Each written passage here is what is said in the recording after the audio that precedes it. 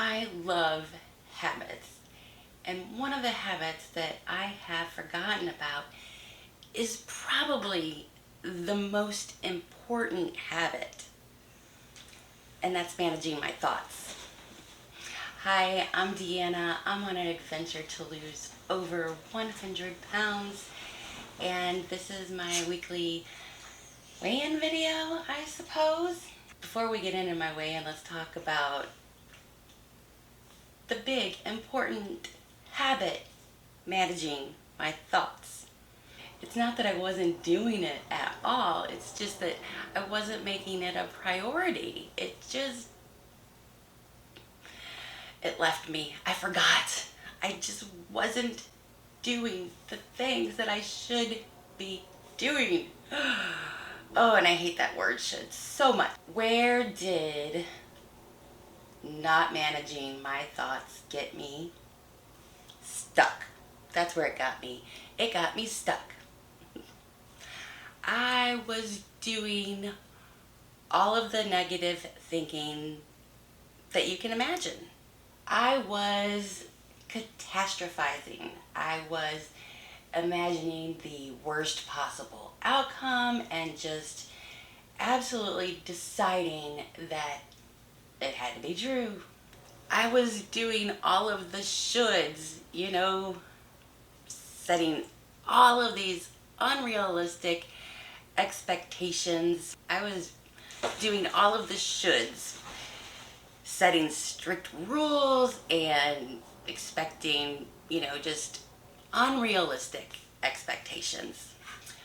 I was filtering and magnifying, filtering out all of the good thoughts and magnifying everything that was not so positive. Of course, there had to be some emotional reasoning in there.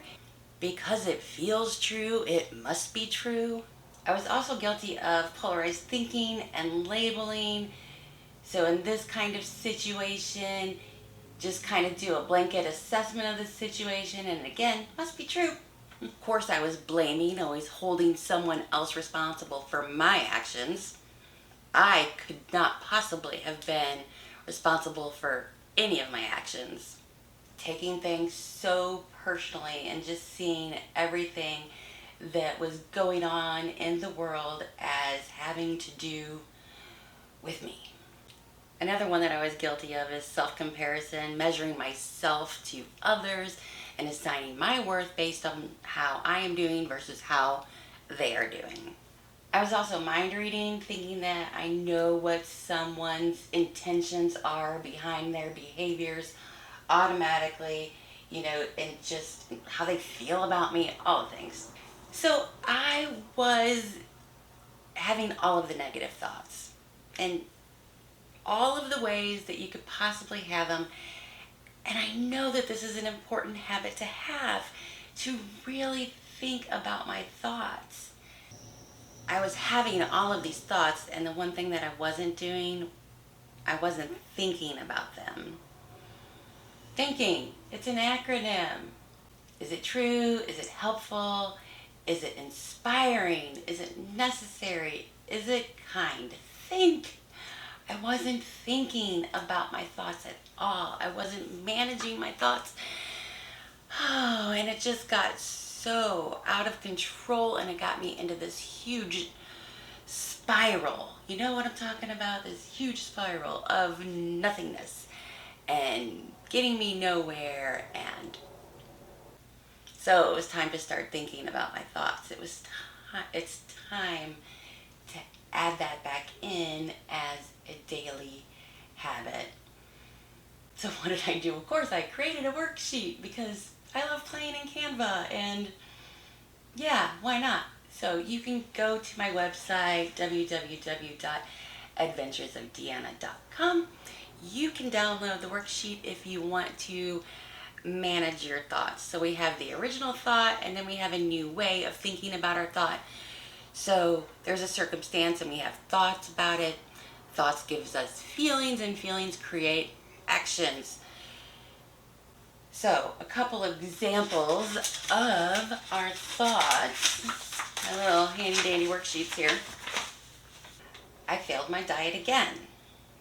I could think I'm such a loser, and that can make me feel like disgusted, like I want to quit, do nothing. But if I revise that thought and I think to myself, I experienced a setback, I'm committed from learning from this, experience, that makes me feel a little bit more empowered. And whenever I feel empowered, I want to make choices that are aligned with my goals, where I want to see myself, where I want to go. Another thought that I might have is I have that big, reunion coming up, but I can't go. I'm just embarrassed about my weight. That makes me feel, well, embarrassed. So I don't go and I miss out. But I could think my worth is not determined by my weight.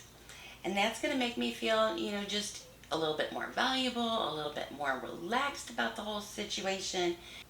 I can go and I can have some fun. Another thought might be, my husband's offering me donuts again. He just has no confidence in me. He doesn't think I'm going to stick to this. I'm just discouraged. I'm hurt. I'm frustrated. So I give in. I eat the donut. If I revise that and I think to myself,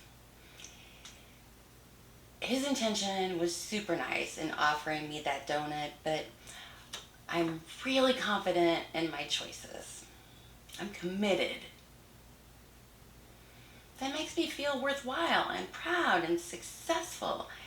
And it makes it so much easier for me to just say, no, thank you. Another circumstance might be my husband criticizes my work. Makes me feel like I can't do anything right. Why try?